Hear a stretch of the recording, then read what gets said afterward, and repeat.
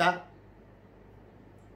আপনাদের মনে করিয়ে দিই, 2021 সালে একবার কংগ্রেসীদের ভোটেই সাহায্যে উনি রাজ্যসভার সাংসদ হওয়ার পরেও কোনো একটি ওনার টুইটার পোস্টে উনি কোনো একটি ঘটনাকে কংগ্রেসি গুন্ডাদের হাতে বামপন্থীদের আক্রমণ ইত্যাদি ইত্যাদি এই ভাষা প্রয়োগ করেছিলেন। খুব স্বাভাবিকভাবেই আমি প্রতিবাদ করেছিলাম, কারণ এই ধরনের সমঝোতার আবহাওয়াতে এই ধরনের ভাষা যদি কেউ প্রয়োগ করে, সে যত বড় নেতাই হোক, তাকে আমি দায়িত্বজ্ঞানহীন বলতে বাধ্য। সংবাদ মাধ্যম জানে, আমার সেই প্রতিবাদের কথা বিভিন্ন সংবাদ মাধ্যম দেখিয়েও ছিল। আবার এটাও ঠিক, আমি আমার দলের মধ্যে বরাবরই বামপন্থীদের সঙ্গে আসন সমঝোতা বা জোটের পক্ষে, এতেও কোনো সন্দেহ নেই। কিন্তু তার মানে এই নয় কেউ দিন দুপুরে বসে বসে কিছু অসত্য কথা বলে যাবে আর সেগুলো আমাকে শুনতে হবে বিনা প্রতিবাদে, কারণ পাবলিক ডোমেনে আসছে। উনি যদি ঘর বন্ধ করে ওনার কিছু প্রিয় কমরেডদের এই গল্পগুলো করেন, তারা খুশি মনে শুনে চলে যায়, আমার কোনো আপত্তি থাকতো না। কিন্তু উনি যখন একটা পোর্টালকে ইন্টারভিউ দিয়ে কথাগুলো বলবেন, তখন তো আমাকে উত্তর দিতেই হবে। 5-6 ঘন্টা আগে ওনার একটা ইন্টারভিউ কোনো একটি সংবাদ মাধ্যম পোর্টাল পোস্ট করেছে। সেই ইন্টারভিউতে স্বাভাবিকভাবেই উনি ওনার দলের ইয়াং ব্রিগেড, তাদের আগুন পাখি, ক্যাপ্টেন ইত্যাদি ইত্যাদি শব্দের সমালোচনা করেছেন। সেগুলো তার আবার সাফাই দিচ্ছিলেন যে না, উনি বলতে চাননি, এটসেট্রা এটসেট্রা। সোশ্যাল মিডিয়ার যুগে ইয়াং ছেলেমেয়েরা অনেক সময় সমাজ মাধ্যমকে ব্যবহার করে, এতেও কোনো দোষের নেই। আমার দুটো তিনটে কথা উনি বললেন যে যাতে আমি খুব অবাক হয়ে গেলাম। প্রথম কথা, বিজেপির সঙ্গে কংগ্রেসিরাও নাকি বামপন্থীদের আক্রমণ করে। আমি মাননীয় বিকাশ রঞ্জন ভট্টাচার্যকে প্রশ্ন করতে চাই আমার এই ভিডিওর মাধ্যমে, যে বাংলায় এত লড়াইয়ের পর যে আসন সমঝোতা হলো, তারপরে কোথায় বামপন্থীদের আক্রমণ করেছে কোন কংগ্রেস নেতা, একটু উদ্ধৃতি দিয়ে বিকাশবাবু একটু দেখিয়ে দিন।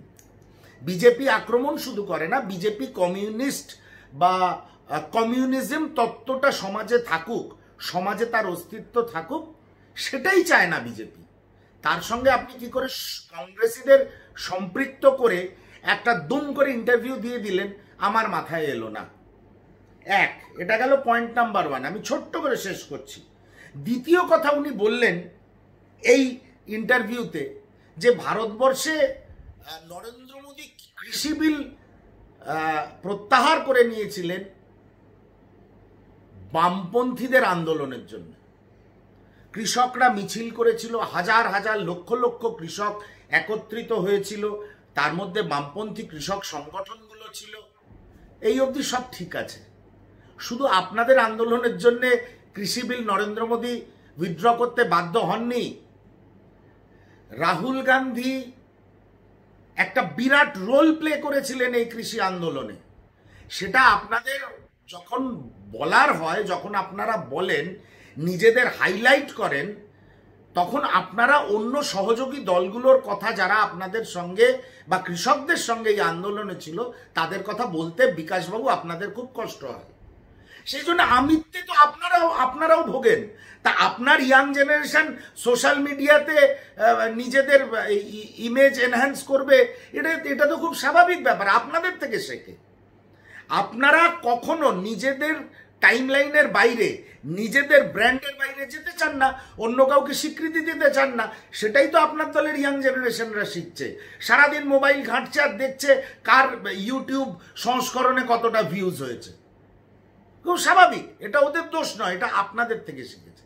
সেই জন্য কৃষি বিল নিয়ে বিকাশ রঞ্জন ভট্টাচার্য মহাশয় কোনো অসত্য কথা বলবেন না। তৃতীয় কথা, আপনি বলেছেন রাজস্থানের একটি লোকসভা কেন্দ্র থেকে আপনাদের নেতা আমরা রাম সংসদে নির্বাচিত হয়েছেন শুধুমাত্র ট্রেড ইউনিয়ন আর কৃষি আন্দোলনের সঙ্গে যুক্ত থেকে, তাদের হয়ে আন্দোলন করে। মাননীয় বিকাশ রঞ্জন ভট্টাচার্য, আপনি যেভাবে রাজ্যসভার সাংসদ হয়েছিলেন কোট আনকোট কংগ্রেসি গুন্ডাদের ভোটে, ঠিক সেইভাবে আমরা রাম কংগ্রেসীদের সহযোগিতায় লোকসভায় নির্বাচিত হয়েছিল। আমি যদি কোনো ভুল বলে থাকি, আমি তার জন্য প্রকাশ্যে ক্ষমা চাওয়ার সেই দৃঢ়তা রাখি। আপনিও যদি এই কথাটা ভুল বলে থাকেন, আমি আশা করব আপনি একজন শিক্ষিত মানুষ, আপনিও পাবলিক ডোমেনে এটার জন্য ক্ষমা চাইবেন। আসন সমঝোতা হয়েছিল, কংগ্রেস সিটটা বামপন্থীদের ছেড়ে দিয়েছিল, তাই আমরারাম সাহেবের নির্বাচন অতটা স্মুথ হয়েছিল। কেন বিকাশবাবু সময়ে সময়ে টাইম অ্যান্ড টাইম আপনি কংগ্রেসকে আক্রমণ করতে থাকেন? কখনো কংগ্রেসি গুন্ডা বলছেন, কখনো বলছেন কংগ্রেস আপনাদের সমালোচক।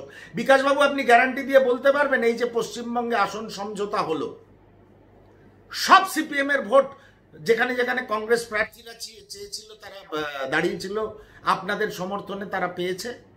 আপনি গ্যারান্টি দিয়ে বলতে পারবেন বাড়ির ছেলেটা যে অ্যাক্টিভ সিপিএম কর্মী, যে কংগ্রেসকে ভোট দিয়েছে, তার মা বাবা যদি বামপন্থী হয়ে থাকে বা সিপিএম সমর্থক হয়ে থাকে, তারাও এসে কংগ্রেসকে ভোটটা দিয়েছে?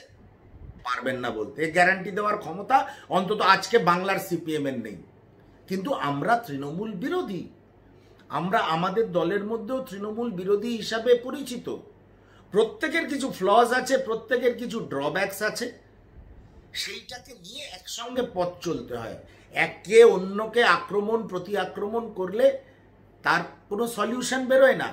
আপনি 2021 সাল থেকে বিভিন্ন সময় কংগ্রেসিদের ভোট পেয়ে রাজ্যসভায় যাওয়ার পরেও আপনার বিভিন্ন টুইট, আপনার ফেসবুক, বিভিন্ন পোস্টে আপনি কংগ্রেসিদের আক্রমণ করেছেন। আর 6 ঘন্টা আগে আপনার যে ইন্টারভিউটা আপলোড হয়েছে, সেখানেও আপনি 2-3টে অসত্য কথা বলেছেন। যেমন আমরারাম শুধু আন্দোলন করার জন্য লোকসভার সাংসদ হয়েছে, কংগ্রেসিরা বিজেপির সঙ্গে সুর মিলিয়ে আপনাদের আক্রমণ করে, কৃষি বিল নাকি শুধু বামপন্থীদের আন্দোলনের জন্য নরেন্দ্র মোদী প্রত্যাহার করেছেন। এই কথাগুলো বলেন কেন? আপনি একজন শিক্ষিত মানুষ, আপনার দেখেই তো আপনার দলের আগামী প্রজন্ম শিখবে। আরে আপনি যেখানে আমিত্বে ভোগেন, তারা তো সোশ্যাল মিডিয়ার উপরে ডিপেন্ড করবেই। ভাবুন কোন দিকে যাচ্ছেন, কারা আপনার সহযোগীরা কতটা আপনাদের সহযোগিতা করতে চাইছে, আপনারা সহযোগী প্রার্থীদের ভোট দিয়েছেন কিনা, ভোটের সময় সহযোগীদের কতটা ডেকেছেন প্রচারে যেখানে আপনাদের প্রার্থী ছিল, এগুলো একটু ভাবুন। কতটা তাদের গুরুত্ব দিয়েছেন একটু ভাবুন। আমরা কিন্তু শ্রী বিমান বোস বা মোহাম্মদ সেলিমকে গুরুত্ব দিতে 1 ইঞ্চি ভাবিনি। কংগ্রেসি কর্মীরা, কংগ্রেসের প্রার্থীরা কিন্তু অঞ্চলের বামপন্থী কর্মী, বামপন্থী নেতাদের সসম্মানে ডেকে প্রচারে যোগদান করার আবেদন জানাতে 1 ইঞ্চিও ভাবেনি যখন আসন সমঝোতা ঘোষণা হয়ে গেছিল। আপনাদের অনেক খামতি ছিল। সেই জন্যে বিকাশবাবু, আক্রমণ করার আগে এই কঠিন পরিস্থিতিতে 10 বার ভাবুন।